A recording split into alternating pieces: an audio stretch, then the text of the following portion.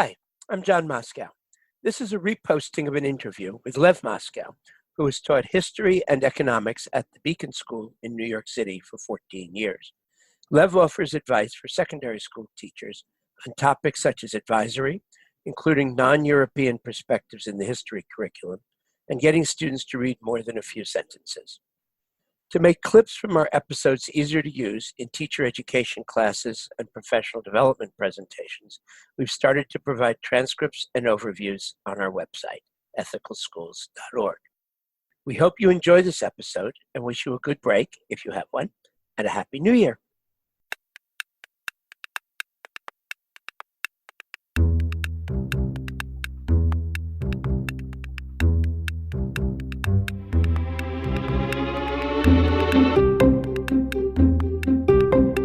Hi, I'm John Moscow. And I'm Amy Halpern-Laff. Welcome to Ethical Schools, where we discuss strategies for creating inclusive and equitable schools and youth programs that help students to develop both commitment and capacity to build ethical institutions. Our guest today is Lev Moscow. Lev teaches history and economics at the Beacon School, a public high school in New York City, where he has taught for 14 years. He is the host of A Correction podcast, an economics and politics-focused podcast with over 6,000 listeners a month, originally designed to support high school economics teachers, but now reaching a much larger audience. He is also my son. Welcome, Lev. Thank you. I'm glad to be here. Happy to be here. Lev, we want to talk to you today, especially about advice that you would give new and relatively new teachers, especially in secondary schools, things they might want to be thinking about this time of year. Mm-hmm. You've said that you think most schools don't teach advisory well. What is advisory, and what should a good advisory look like? Yeah, I'm not sure the numbers of, how many schools are doing advisory.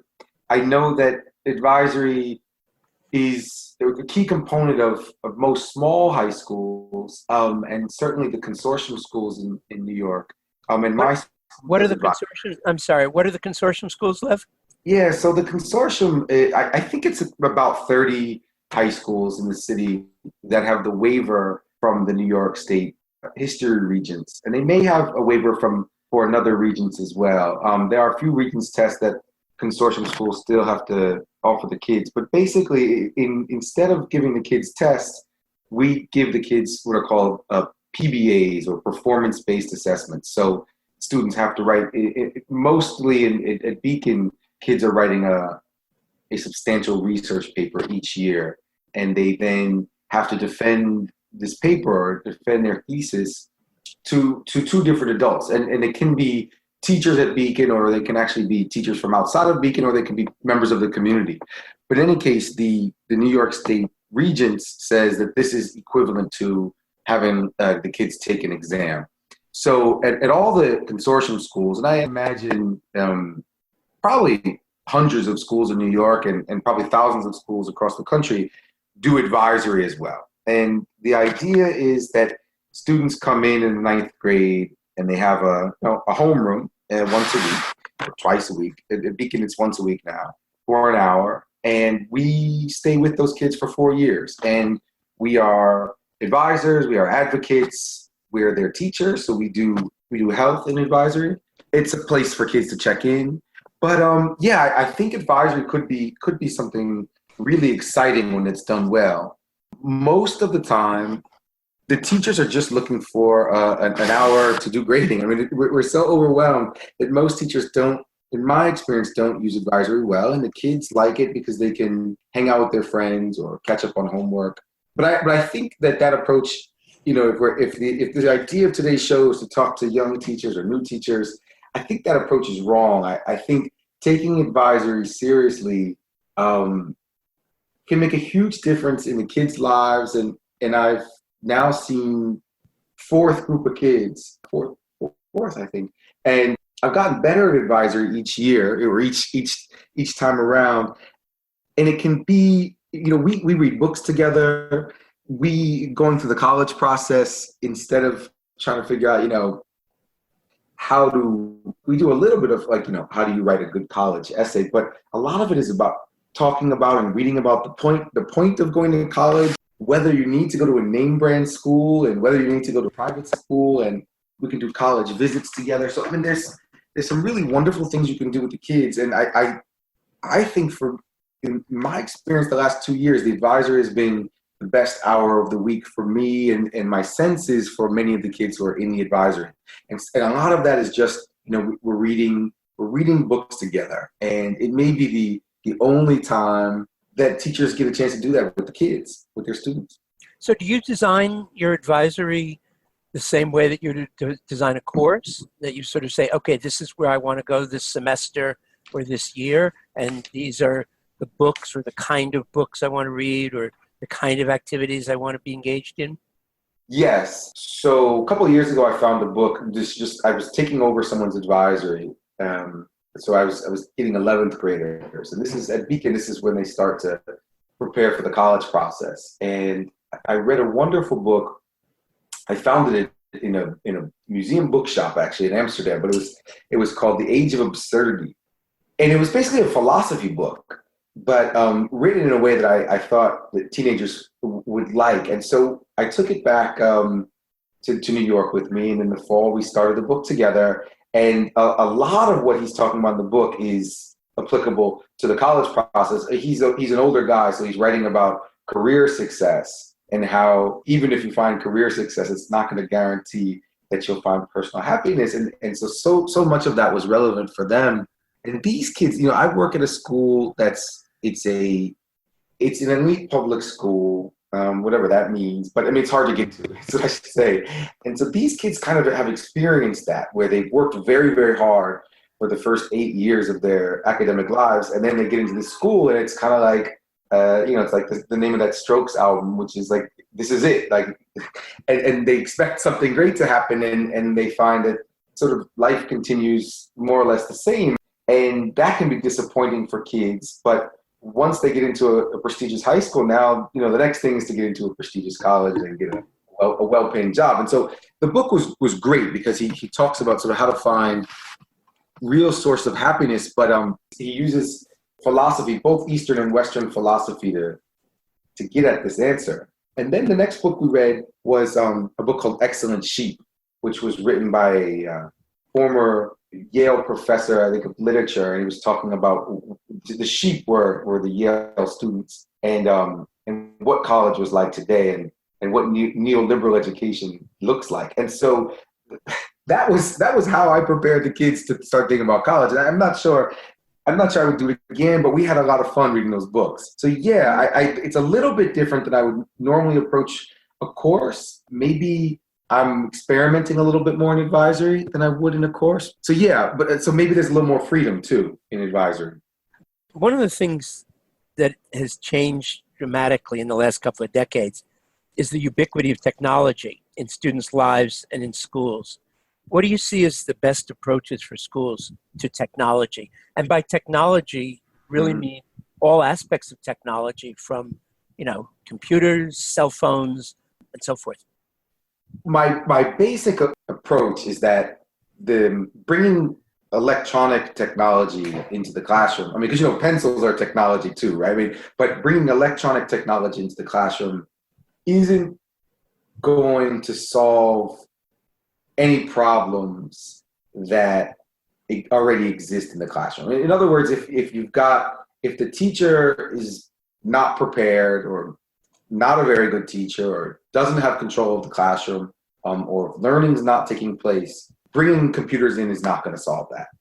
That's not to say that computers can't be very valuable if you have a well-designed course, and if you've got a very specific task that you want to accomplish.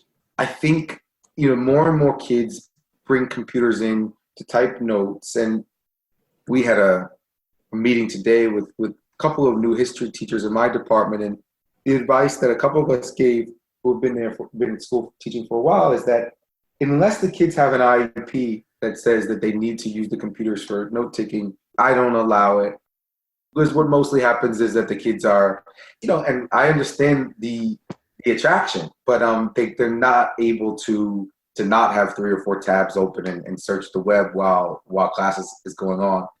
I had this experience going to graduate school, I had to take in 2004, some undergraduate, graduate classes that were mixed. And I was in a class with mostly undergrads, and there was this incredible professor, but you look around and you see everybody's laptops open and everybody's on, ESPN or something else. So they're not really listening to the lecture. And I think that happens in our school as well. So I discourage computers in the class, and I'm on the lookout for kids who are on their phones, and you have to be really vigilant about that.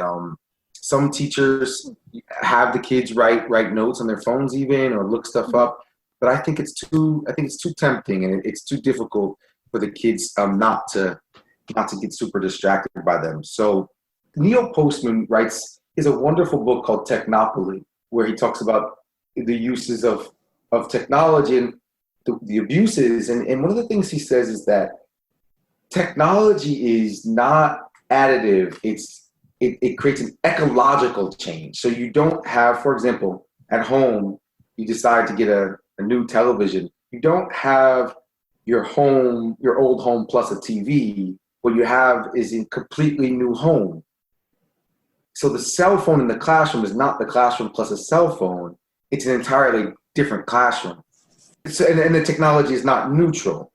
One way to see technology is that, you can use it as you like. I think that technologies all have biases. Lev, if we could go back to advisory for a second. Sure. If you have the same class for 4 years, I would think that you develop some pretty significant relationships with the students, and that they would develop relationships with one another. Could you address that a little bit?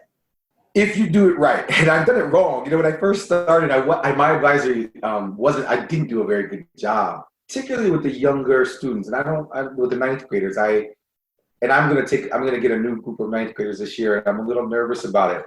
But yes, if it's done well, you can develop very strong relationships with the kids, and it's wonderful. Many of my advisees eat lunch in my room and are writing me from college right now. I mean, they just arrived at school and they're sending emails, and they've developed close relationships with each other. But I think it takes a lot of thought and a lot of planning to do it well. So advisory really could be this incredible thing, but a lot of it requires us just doing professional development on our own, and reading on our own, and growing as people and teachers. But it's incredibly difficult. I want to go back technology question again. You said something really interesting, that the technology changes the ecology of the situation, whether it's a home or a classroom or whatever. So I guess it's almost a two-part question, but they're connected. So given that we're definitely in a technology age, do you see, and also you said that you think that one of the key issues is getting students to read deeply. Mm-hmm. Do you see schools necessarily being on the defensive? Do you see yourself fighting almost a rearguard battle for the importance of print, whether it's on a screen or on the pages of a book or a magazine or journal? And that's sort of question number one. Question number two is, do you see sort of if it's a dialectic process of thesis, antithesis, synthesis, can you foresee some kind of a synthesis with technology that ends up in a more positive place, rather than it only being an issue of kids, or adults for that matter, being distracted and being short attention spans and so forth? So broadly speaking, I'll address the second question first. Broadly speaking, I'm pretty pessimistic about it. And I think, so I would say no, I can't really, maybe the most, I don't know if this totally answers the question, but where I see technology being useful, you and I do this a lot when we're at dinner, when we're talking about something in the news and we don't know the answer. You say, let's look it up. And I think actually that can be really great. And so you've got this very powerful computer in your pocket, which you can find out sort of factual answers very quickly. And I think that's really positive. But as far as a overall positive synthesis, I'm pretty pessimistic. To go back to the first question, yeah, I think that we're the cat's out of the bag, the toothpaste is out of the tube. I mean, I think that we're not going back to a print culture, and we can encourage the kids. I mean, I think that's actually a big part of our job, is to get the kids off the screens and get the kids to read books. Coming into teaching, as a history teacher, I sort of, this goes back to Dewey, but I remember reading, the first time I read anything by Dewey, he said something like, look, there are two goals of the history teacher. The first is to get students to read the newspaper, and the second is to get them to vote or participate in the democracy. That was my objective coming in teaching, and it still is. I'd add a third component, which would be getting them to read books. And I think that when going back to the point of technology each technology has its own bias, and the ecological change that happens when you introduce a new technology. And you can look at what's happened with the introduction of television. You can look at the number of TVs that Americans own, and you can look at the state of political discourse in the country. And people complain a lot about, the soundbite society. And this is actually not a value judgment on conservative ideology. The conservative arguments are simpler. And that's not, I'm not saying they're worse, but, Senator, do you agree with affirmative action or not? And, yes or no. And the more complex argument tends to be the arguments that are on the left, which is, well, what do you mean? What do you mean by affirmative action? Do you mean if your father went to Harvard, you get to go to Harvard? No, Senator, just answer the question in one word. And so I think that technology, the technology of television, works for conservatives much better than it does for people on the left. And I don't think it's a coincidence that conservatives are thriving in an environment where you have sound bites. I think it's much more difficult. I mean, the kind of liberals or people on the left that do well are people like Bernie Sanders, who've been able to distill the message into the 99% versus the 1%. And that's really simplistic. And I think it works to a certain extent, but I think it's overly simplistic. I know this sounds like a digression, but Warren has complex policy arguments. I think she's going to have trouble. She has trouble now getting those policies down to one sentence. So the technology of television, I think, is a huge boon for conservative politics. If you look at the classroom, I think a lot of what we do in the classroom reproduce, and the kids reproduce, obviously what's going on in the larger culture.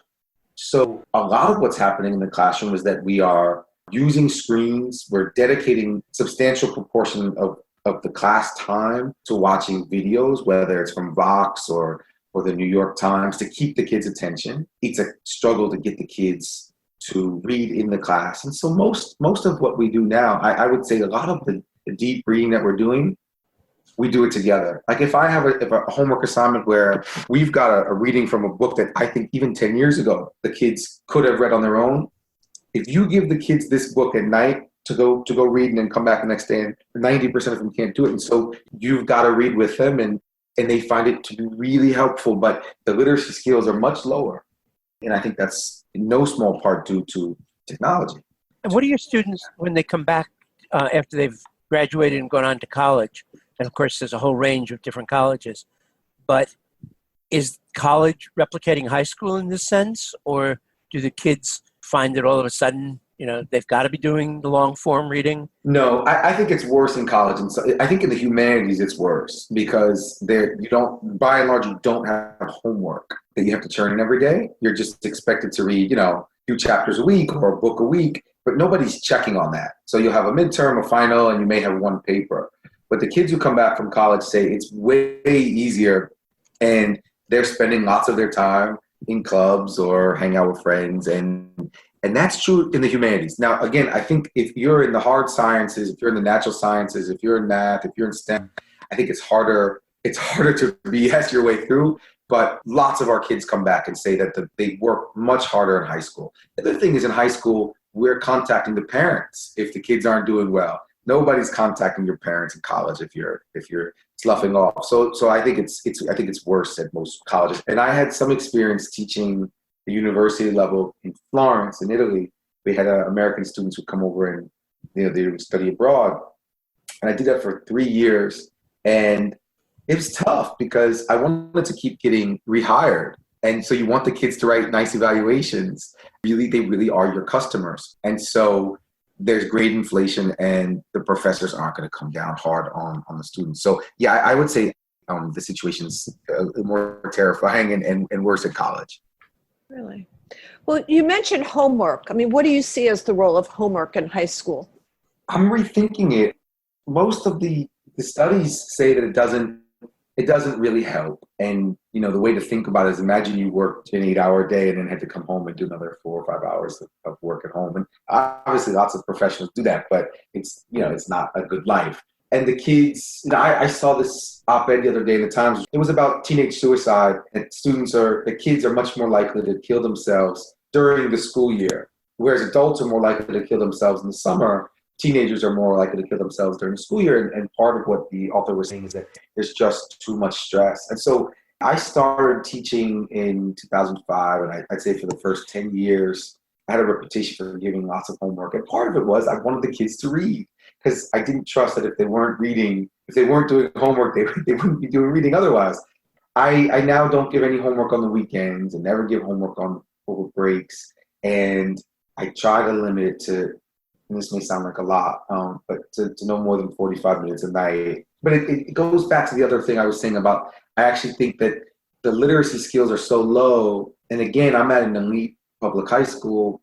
They're so low that it doesn't actually make a lot of sense to give them even a 10-page reading from a nonfiction book or from a history book. I think a lot of that has to be done in class. So for homework, I might give them some questions to answer from the stuff that we've done in class, or perhaps listen to a podcast. But I'm really cognizant of the fact that these kids that I'm working with are stressed out. Now, there's another thing that's going on is that a lot of kids who are in public school are not getting any work at all and are not being challenged at all. And so you have these at least two very different school systems, one being high pressure and the other one being no pressure, and they coexist side by side. And that's certainly true here in New York City. And when I talk to friends who are history teachers at other schools, at low-performing schools, they're not giving any homework at all, and the kids are not being challenged at all. And that's problematic in its own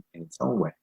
You talked about one of your reasons for giving a lot of homework when you was that you wanted the kids to read. What about writing?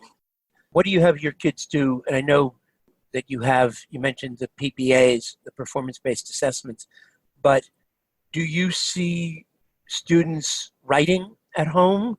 Is that a legitimate function of homework, and does it work? It is a legitimate function of homework. There are lots of ways that you could have kids write. So obviously you could have the kids write essays, you can have them write argumentative essays or historiographies, which we do a lot of. Would you define what you mean by historiography? Well, for example, you could write a historiography on the causes of World War I. And what you would look at in that paper, so let's compare that to a paper on the French Revolution, which would be what are the 3 major causes of the French Revolution? And in that paper, you maybe have 16 causes that we've looked at, and you pick the 3 most important, and you'd argue for those 3, and then you'd have a section with a counter argument saying some people say it's this other thing, but actually it's not that. And that's a standard paper that a lot of schools have kids do, and it's a very valuable thing to have kids do. The historiography is the kind of thing that you usually wouldn't get to until college and maybe even grad school, but I'm really excited that we do it in our history department. And what that would be is, let's say you took the World War I paper, you would say, look, even in 1914 and 1915, they were already historians writing histories of the beginning of the causes of the war. And, you had British historians saying, it's not our fault, it's the Germans' fault, or it's Austria-Hungary. It was a way to actually convince British people that they were on the right side, and also to get people to join the army. And then after the war, clearly when you're talking about Versailles, you want to make sure that the British and the French, the governments themselves put a lot of money and resources into supporting their historians, which would say it's all Germany's fault. So of course, you could write, Article 231 saying it's all Germany's fault and Germany would pay reparations. 1960s, you have like the Fischer thesis. That's this guy, Fritz Fischer in Germany, who says, actually, what Hitler did in 1939 wasn't all that different than what the Germans were doing in 1914, and it's all the Germans' fault. Anyway, so you look at arguments through through the lens of the dominant debates during discrete time periods. That'd be historiography. So these are different kinds of writing assignments that you might have kids do. Yeah, and but on a nightly basis, so those are big projects, but on a nightly basis, you could have, I don't know what book it came from Neil Postman, but somewhere in Neil Postman's writings, he talks about what should be happening in a classroom every day are three things. Students should be able to summarize what they're reading or what they're listening to or what they're watching. They should be able to, that's the S. They should be able to reflect and respond to. So here's the R. They should be able to reflect or respond to what they've read. Make connections even to other things that they've read. And then questions. They should be able to formulate questions. So that's what we're calling SRQ. And it actually helps when you're developing lessons to be thinking, like at what point in the period is the kid doing the summarizing? At what point are they doing the reflecting? And at what point are they writing questions? Deep questions about what they read or what they listened to. And then Postman says that it's actually the question part, which is the most difficult because, and the reason I'm talking about this is because this is the kind of writing they could be doing every night. And you could have them do an SRQ every night where it's a one paragraph, and 2 or 3 questions, or they could just do the reflection part at night. But this is a really valuable tool to have in the tool belt. And what Postman would say is that really the goal, he'd add on to a Dewey, because I think he's really excited about Dewey too, but you'd add on the other goal is not just to get the kids to read the newspaper and to vote, but also to question everything and to develop really good questions. There's a wonderful activity that I also stole from Postman, and I used to do it when I taught freshmen. What I would do is on the first day of school, I'd come in with a briefcase. It'd be the fancy leather briefcase. It was actually my grandfather, your dad's dad, that's your dad, briefcase. And I would tell the kids that in this briefcase was a super powerful computer that was given to us by Stanford University. And we have a special relationship with Stanford, and they lend us this computer. And I'm very delicate with the bag because the computer it costs more than $1 million. And the cool thing about this computer is that you can ask it any question you want. And so why don't you guys write down 3 or 4 questions that you have for the computer? And, the kids write down silly things. They're freshmen. But, some of the questions are like, where do I live? Or how far is it from the earth to the moon? And what I say is, no, these questions it costs $10,000 for the computer to generate the answer to each question. So let's not do those questions because we can just look those questions up and we can find out really easily where you live. Let's think of deeper questions that we can't just Google. And what you're trying to do is that when you ask a kid, for example, to generate a question from the reading, a lot of times the kids will write questions and the answer is like, you can find the answer on page 72 in the reading because that's what their textbooks do. But you're absolutely not trying to get the kids to ask those kind of questions. I think I called the computer like the blue wave computer or something. And then what you're able to do for the rest of the year is to say, okay, tonight for homework, what I want you to do is read these 3 pages, or maybe we read the 3 pages in class, come up with 2 blue wave quality questions. And they know what that means. And what's kind of cool about it is on the first day, you put up all the questions the kids have, and then you can tell the kids, hey, maybe you can help me erase some of these or strike a line through some of these because they're questions we could easily look up on Google. And then the kids are like, they can identify which questions are not great questions. And then we start, we spend half the first class just erasing questions and coming up with better versions of the questions. So I think that the SRQ, to go back to your original question about what kind of writing is quality writing, the SRQ is a really good kind of assignment. When you're talking about questions, I guess our perspective at ethical schools would be that most of these questions have ethical implications. Mm-hmm. Do you use the language of ethics? I don't know if you guys are familiar with Tony Judt. Do you guys know Tony Judt? I do. You've given me any number of Tony Judt's books. Okay. So he passed away a few years ago. He was a historian at NYU. He was a historian of European history. And I encourage everybody to Google this. He's got his last lecture at NYU, and it's called something like What's Living in Social Democracy? And he talks about the birth of social democracy in Europe after the war, and then the decline of social democracy, and then to what's left of it is his question. And what he says is the questions that we ask, let's say about healthcare. I teach a 12th grade political economy class, and we talk about the economics of healthcare. What he says is that for the last 35 or 40 years, really since the Reagan and Thatcher revolution, we've all become little neoliberals. Like we all ask the question, how are we going to pay for that? And so it's, when we talk about healthcare, we've all become technocrats. And it's like, well, this system is cheaper than that system. And rather than asking the moral question of, is it right or is it just to have a country that doesn't provide healthcare for all of its citizens? What he says is we need to start thinking less like economists and more ethically. And he talks about morals. We're sort of afraid, I certainly as a public school teacher, we're afraid to talk about morals often because I think we get morality confused with religion. And this might be my conservative side coming out, but I think also the 60s, maybe one of the bad effects of the 60s was that we've come to reject authority, we've come to reject explicit morality, and we don't expect to see it in schools anymore. I think there's a real role for adults to talk to kids about morality, to think about how we could live in a more just and humane and moral way. That actually, to circle back to the advisory question, that's what we could be doing in advisory, but I also think that there's a role for it in all of our classes. And I don't mean to say that we should impose our own morality on, but I do think that you've got to have those conversations. It's interesting. I'm going to, as somebody who lived through the 60s, I'm going to, I want to take you up on that. Yeah. It seems to me that what people, and I think it's very possible, as with so many other things, that the lessons, if you will, of the 60s have been misinterpreted, in many cases deliberately. Because I think that what people were rejecting, for example, the slogan, question authority, was that it was questioning illegitimate authority. It was questioning authority that had been proven to be a bunch of lies. I was in my 20s and we were in the process of discovering that virtually everything we'd been told, and of course it was things like the civil rights movement and the anti-war movement and the women's movement and then the gay movement and so forth, that just, like peeling an onion, one thing after another that we'd grown up with as revealed truth turned out not to be true. Mm-hmm. And in many cases deliberately not to be true.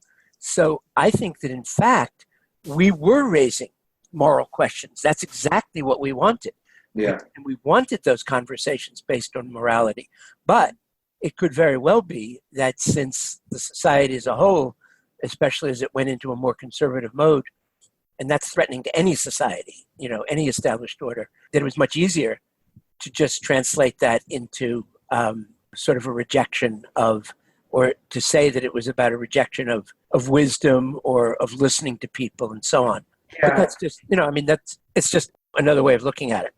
Yeah, no, I think you're right. And I think to go back, I think the question of what is legitimate authority is a great new wave kind of question. And I think even having that kind of question as a question for a whole unit, posing that as a question will allow you to talk about morality in a really rich way, in a way that, it doesn't mean you imposing your vision. Right.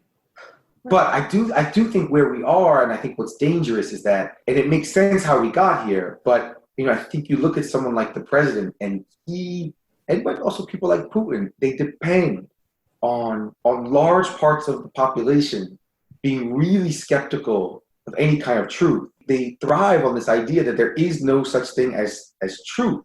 And if you talk to the kids at my school, I'd say the vast majority of them believe that we can't ever talk about truths. And I think that's scary. And I think it also, there's no way you can talk about ethics and what is ethical if you don't have established truths, if you don't believe that there can be such thing as truth. It seems to me that part of what existentialism was about after World War II was where, all the established methods of thought had sort of been totally discredited, and that what the existentialists, and there are tremendous similarities between what someone like Sartre and someone like Dewey was saying, is that you have to, in some ways, you have to create your own truth, but that truth has to be it does have to be based on morality. You may have to create your own sense of morality because it isn't coming down, from Mount Sinai, 10 Commandments, but that at the root, there has to be a fundamental respect for things, as Dewey would phrase it, in terms of democracy, in terms of human dignity, in terms of the kinds of things that the UN put into the Declaration of Human Rights. I mean, if what you're saying is that there has to be an underlying sense of morality, I would agree completely. I'm not sure, and I'm not sure that you'd be saying that there is a single truth that is sort of waiting out there to be discovered. No, I'm not saying that. What I'm actually saying is that not a single truth, but I'm saying lots of young people, maybe older people too, don't believe that we can ever talk about truths. Even to say that this event happened, there's such skepticism. I think it's difficult if you're asking kids. I think we're in a pretty difficult situation right now as a culture to ask kids to somehow formulate their own roadmap for life and to come up with their own set of morals. They've got to look somewhere. And I don't know without organized religion where they look. Now, they might look to something like the United Nations Declaration of Human Rights. Again, there are people, though, who say that that's a form of Western imperialism. The rights laid down by the UN are rights that have been laid down by the powers after World War II. So, go ahead. Sorry. Yeah, no, that actually leads into sort of a last question, at least for me, which is one of your history courses is, teaching from the Enlightenment to the present. How do you decenter Europe in that course? And of course, that also does tie into the questions of you were just raising about values and which values came from Europe, which values came from elsewhere, come from elsewhere. How do you do that? This is a really relevant question because as far as I understand in New York State, the Regents for history is the 10th grade global Regents. And that really is everything after, I think, 1492. And what that means that a lot of the history is going to be about the rise of Europe and the rise of the West. Because before the 15th century, it was China and India where you had the most dynamic economies and the most wealth. So even that policy tends to put more of the emphasis, because, and schools have to pass the Regents, so there's more of an emphasis on that history. So how, given the fact that we have to teach that in 10th grade, and I'm basically starting with the Renaissance and Reformation and focusing in a big way on the Enlightenment, how do you teach the Enlightenment and the post-Enlightenment in a non-Eurocentric way? And I think the way you do it is you don't shy away from the fact that Europe is ascendant, but you talk about the whys, and a large part of the why is that Europeans are engaged in the slave trade, and they're using that trade to fuel the Industrial Revolution. And it's never that you teach your European history in an isolated way, but you're talking about the ways that Europeans are interacting with Africans and with indigenous people here in the Americas and with Asians. And so, for example, the longest unit in my 10th grade class is on the Haitian Revolution. So we do a unit on the Enlightenment and so forth, and then we do the French Revolution, which is obviously, it's the second big Enlightenment revolution after the American Revolution. And then the Haitian Revolution, which is the third big Enlightenment revolution. And you can talk about the contradictions in the French Revolution and the French revolutionaries in the way that they write about or think about Haiti and the revolution that's going on in Saint-Domingue. And then the project really does become a month looking at Haiti, not just up until 1804 when Haiti becomes independent, but then looking at post-independence. And the kids are able to focus in on, there's a bunch of events that they can choose from an event from 1804 to the present in Haiti, and then they come up with questions that they want to ask experts that they've done research, but they questions, these blue wave quality questions, and then they actually have to go and interview a professor or an expert in Haitian history and record that interview and create a website. And what they do is they actually create a resource bank on Haitian history, on specific parts of Haitian history for other scholars and for the students who come our 10th graders the next year to be able to use their research and build on it.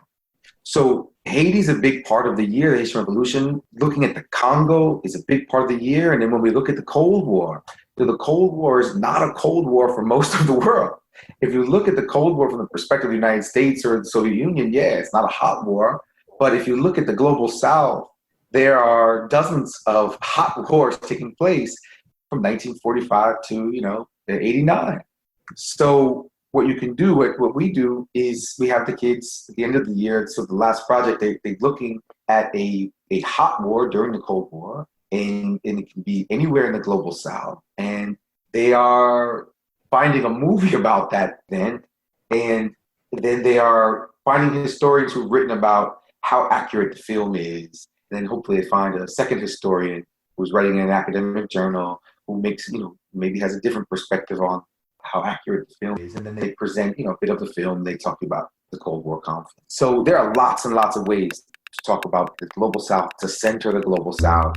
I mean, in a lot of ways, modernity is the global South responding to the Enlightenment project. Wow. That's a really fascinating way of looking at it. Thank you. Thank you. Thank you, Lev, and thank you, listeners, for joining us. You can find Lev's podcast at acorrectionpodcast.com, and we'll link it to ours as well. You can check out our podcast episodes and articles at our website, ethicalschools.org. We're on Facebook, Twitter @ethicalschools, and Instagram. Till next week.